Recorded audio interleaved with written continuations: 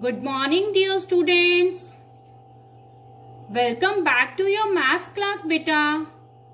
Children, always keep smiling and spread your fragrance all around like flowers.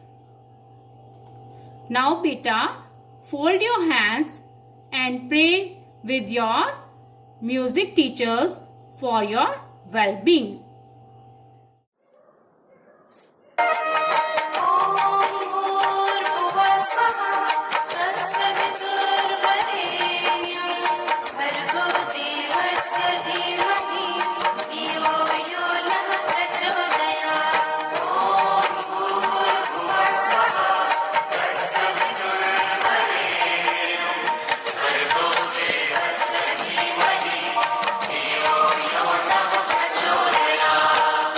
Beta, in our previous video, we did lesson 7 division, exercise 7.1 and we also did question 1 of exercise 7.2.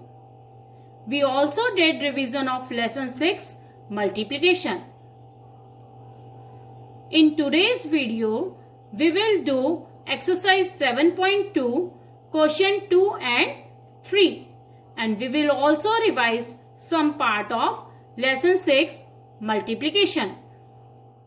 Beta, this is question number 2 given on page number 89. This question is also of exercise 7.2. We did first question in our previous video na? So today we will do this question. In this question we have to divide. आपको divide करना सिखाया था ना मैंने पहले. चलिए अब मैंने क्या बताया था आपको. जैसे फर्स्ट क्वेश्चन है, फर्स्ट क्वेश्चन में आपको क्या करना है, 84 को डिवाइड करना है 4 से. तो आप क्या करते हैं, आपका फर्स्ट स्टेप क्या होता है, आपको देखना है कि जो अंदर का जो फर्स्ट नंबर है वो डिवाइजर से छोटा है, बड़ा है या इक्वल है. अंदर का जो फर्स्ट नंबर है वो डिवाइजर से बड़ा है ना. मैंने बताया था ना, अगर इक्वल और बड़ा होता है तो आप 1 by 1 करते हैं ना 1 by 1. तो आप 1 by 1 करेंगे इसलिए क्योंकि ये बड़ा है डिवाइजर से. तो आप देखेंगे 4 के टेबल में अब यहाँ पर क्या आना चाहिए, इस बॉक्स में क्या आना चाहिए. 4 के टेबल में 8 कहाँ पर आता है, 4 2 सा 8 होता है ना. 4 1 सा 4 एंड 4 2 सा 8, 4 2 सा 8.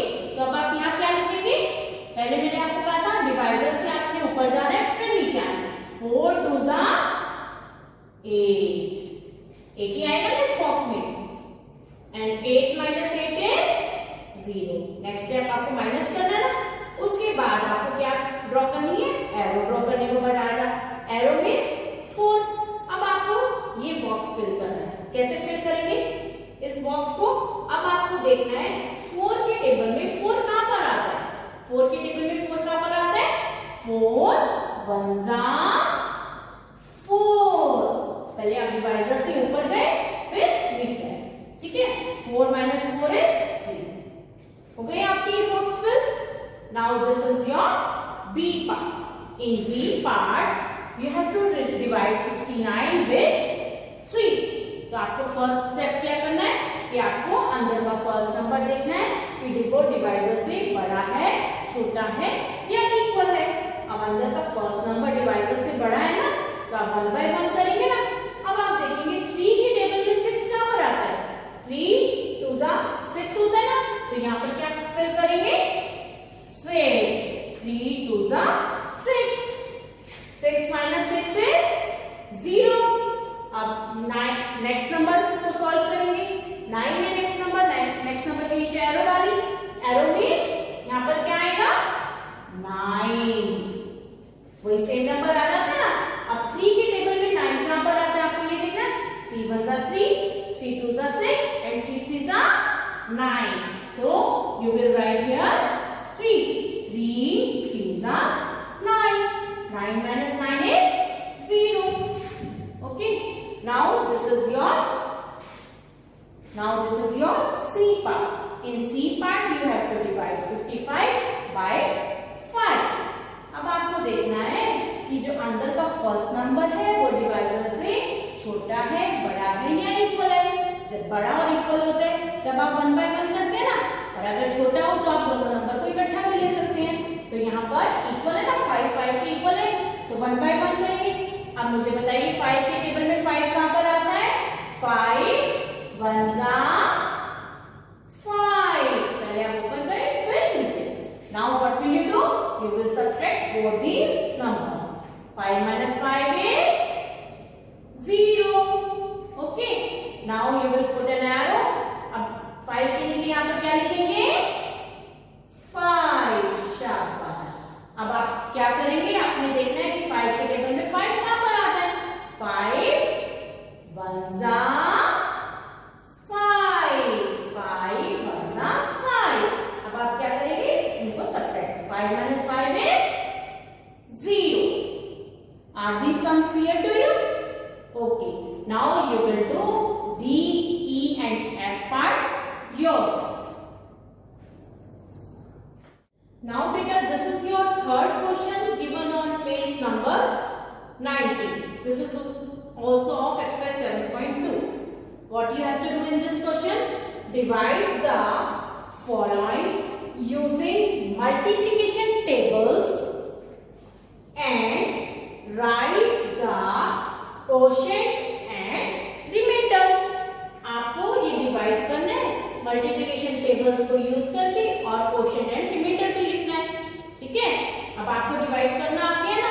अब आप मुझे बताइए, मैंने फर्स्ट स्टेप क्या बताया था कि आपको क्या करना है? आपको फर्स्ट नंबर देखना है ना, जो अंदर का फर्स्ट नंबर है वो डिवाइजर से छोटा है, बड़ा है या इक्वल है। अब आप देख रहे हैं कि यहाँ पर जो अंदर का फर्स्ट नंबर है वो बाहर के नंबर से डिवाइजर के इक्वल है ना। अगर इक्वल होगा तो आप क्या करेंगे? वन बाय वन सॉल्व करेंगे ना। तो 7 के टेबल में आप क्या देखेंगे कि 7 कहां पर आता है? 7 वन जा 7। ठीक है, आप पहले डिवाइजर से ऊपर गए फिर नीचे। अब आप क्या करेंगे? नेक्स्ट स्टेप क्या है? आपको सब्ट्रैक्ट करना है। 7 minus 7 करना है। 7 minus 7 is 0.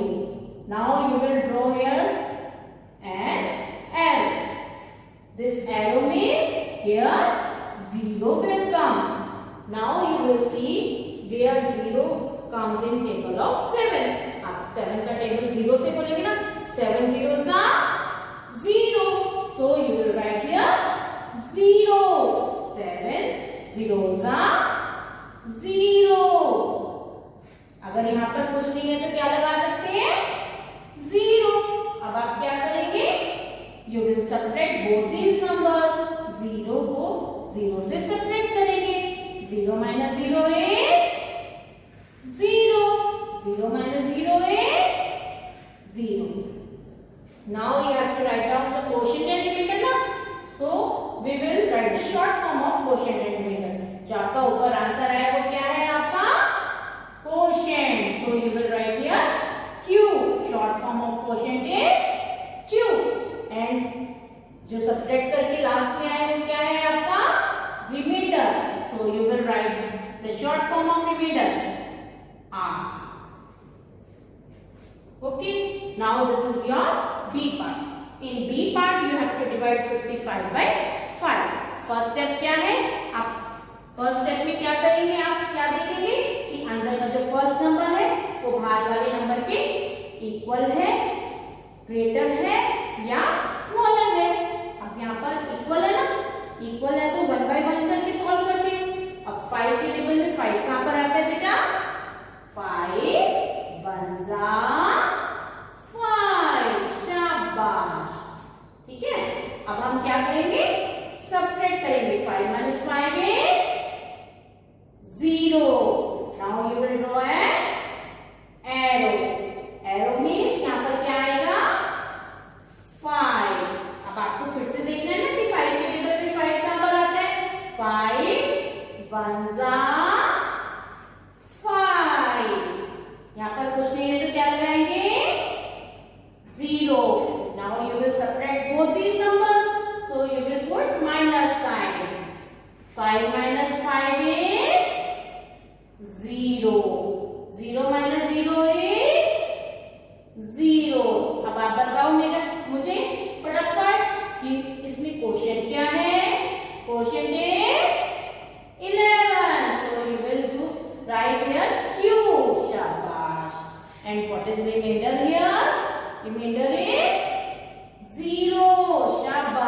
You will write here R. Now beta, these are your C and D part. In C part you have to divide 48 by 4. तो आप क्या करेंगे, पहले क्या करना है आपको ये देखना है ना कि फर्स्ट नंबर डिवाइजर से छोटा है, बड़ा है या इक्वल है। अब जो फर्स्ट नंबर है यहाँ पर डिवाइजर के इक्वल है ना, तो आप 1 by 1 करेंगे। अब मुझे बताइए 4 के टेबल में 4 कहाँ पर आता है? 4 1s are 4. शाबाश, 4 1s are 4. Now you will subtract 4 minus 4. 4 minus 4 is 0. Next step is you will draw an arrow. Arrow means you will write here 8. अब आपको क्या देखना है कि 4 के टेबल में 8 कहां पर आता है? तो जल्दी से बताओ। 4 1s are 4. 4 2s are 8. 4 2s are 8. अब आप क्या करेंगे, इसको सब्ट्रैक्ट, यहाँ पर 0 लिख सकते हैं ना, सब्ट्रैक्ट करेंगे। 8 minus 8 is 0. 0 minus 0 is 0.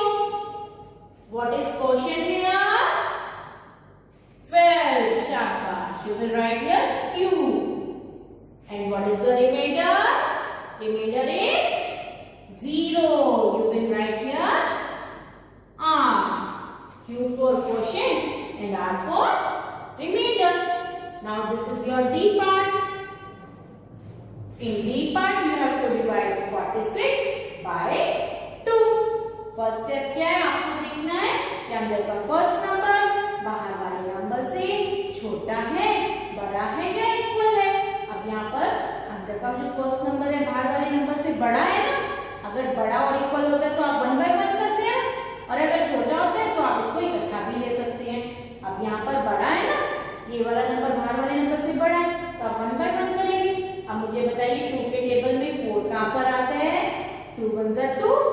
2 2s are 4. तो 2 के टेबल में 4 2 पर आता है। 2 2s are 4.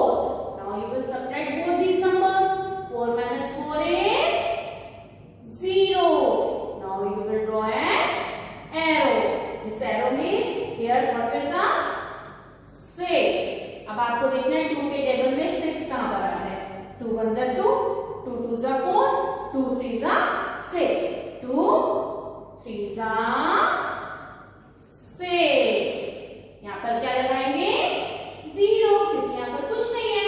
अब आप इन दोनों को सब्ट्रैक्ट करेंगे। 6 minus 6 is 0.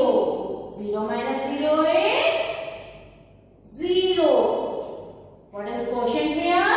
Quotient is 23. And remainder is your 0. Are these sums clear to you, beta? Now you have to do E, F, G and H parts yourself. Okay? Now beta, we will do some revision of lesson 6. These are 2 questions of multiplication. You will solve these questions with me. First question is you have to multiply 570 with 4. आपको 570 को 4 से करना है, तो आप पहले क्या करेंगे? 4 को 0 से, 4 zeros is 0. शाबाश. Now you will multiply 4 with 7. अब मुझे जल्दी से बताइए 4 7s का कितना होता है? 4 7s is 28. 28 का 8 नीचे एंड 2 कहां कैरी हो जाएगा? 5 के ऊपर. Now you will multiply 4 with 5. 4 5s is beta. 4 5s is 20. Very good. 20 में आप 2 प्लस करेंगे ना, 20 plus 2 is 22. So your answer is 2280. Now this is your B part. In B part you have to multiply 348 with 7. अब पहले आप 7 को 8 से multiply करेंगे ना, 7 8 is 56. शाबाश, 6 नीचे and 5 carry. Now tell me what is 7 fours are. 7 fours are is 28. 28 में क्या प्लस करेंगे? 5. 28 plus 5 is 33. 33 का 3 नीचे and 3 carry. Now बेटा जल्दी से बताइए what is 7 threes are. 7 threes are is 21. 21 में क्या प्लस करेंगे? 3. 21 plus 3 is 24. अब आप देख रहे हैं ना, 3 के नीचे 4 लिखा है और 2 थोड़ा सा अलग लिखा है and your answer is 2436. Okay, now you will do practice of this type of sums. Now beta, we will do practice of some word problems of multiplication. First of all, you will read this word problem with me. In a basket, there are 450 mangoes. How many mangoes are there in 8 baskets? अगर 1 basket में 450 mangoes हैं तो 8 baskets में कितने mangoes होंगे? तो आपको 1 का दिया और ज्यादा का निकालना है. आपको पता है ना मल्टीप्लाई करते हैं. तो आप फर्स्ट लाइन यहीं से देखकर लिखेंगे ना, मैंगोज इन 1 बास्केट. 1 बास्केट में कितने मैंगोज हैं? 450 मैंगोज. उसके बाद आपको 8 बास्केट्स का फाइंड आउट करना है ना, तो आप क्या लिखेंगे? मैंगोज इन 8 बास्केट का प्लूरल बास्केट्स. अब आप क्या करेंगे? मल्टीप्लाई करेंगे. 450 को आप 8 से मल्टीप्लाई करेंगे. 8 zeros is 0. 8 5s is 40. 0 नीचे and 4 carry. 8 4s is 32. 32 में आप क्या प्लस करोगे बेटा? 4. 32 plus 4 is 36. 6 hundreds place पर and 3 thousands place पर. And your answer is 3600 mangoes. Now beta, this is your B part. Read this with me. In a mall, there are 16 shops. In each shop, there are 34 workers. How many workers are there in all the shops? क्या है इसमें? एक mall में 16 shops हैं. In each shop there are 34 workers. हर shop में, each means 1 shop में कितने वर्कर्स काम करते हैं? 34 workers. How many workers are there in all the shops? उन 16 शॉप्स में टोटल वर्कर्स कितने हैं? आपको ये फाइंड आउट करना है. तो आपका 1 शॉप का दिया हो, 1 शॉप में कितने वर्कर्स काम कर रहे हैं? 34. तो आप फर्स्ट लाइन क्या लिखेंगे? Workers in 1 shop. 1 शॉप में वर्कर्स हैं 34. उसके बाद आपको 16 शॉप्स का निकालना ना, क्योंकि मॉल में 16 शॉप्स हैं. वर्कर्स इन 16, शॉप का प्लूरल शॉप्स. 34 को आप 16 से मल्टीप्लाई करेंगे. अब ये डबल डिजिट मल्टीप्लिकेशन है, तो आप कैसे करेंगे? 6 4s are 24. 4 नीचे and 2 टेंस प्लेस में carry. 6 3s are 18. 18 plus 2 is 20. 0 यहाँ पर and 2 हंड्रेड्स प्लेस पर. अब सेकेंड लाइन में फर्स्ट नंबर के नीचे 0 या क्रॉस. अब 1 से मल्टीप्लाई करेंगे ना दोनों को. 1 4s is 4 and 1 3s is 3. Now you will add both these numbers. 4 plus 0 is 4. 0 plus 4 is 4 and 2 plus 3 is 5. So your answer is 544 workers. Now beta, this is your C part. The cost of a painting is rupees 735.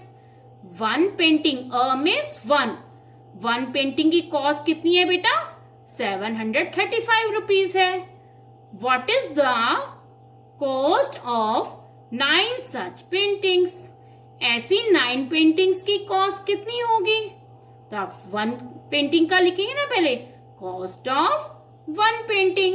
1 painting की cost कितनी है? Rupees 735. उसके बाद 9 का आपको find out करना है. Cost of 9 paintings कितना आएगा? 735 को आप 9 से मल्टीप्लाई करेंगे. 9 5 is 45. शाबाश. 5 नीचे and 4 carry. 9 3 is 27. 27 plus 4 is बेटा 31. 1 नीचे and 3 carry. Very good. 9 7 is 63 and 63 plus 3 is beta 66. So your answer is rupees 6,615. Are these sums clear to you? Okay. Thank you. Have a nice day.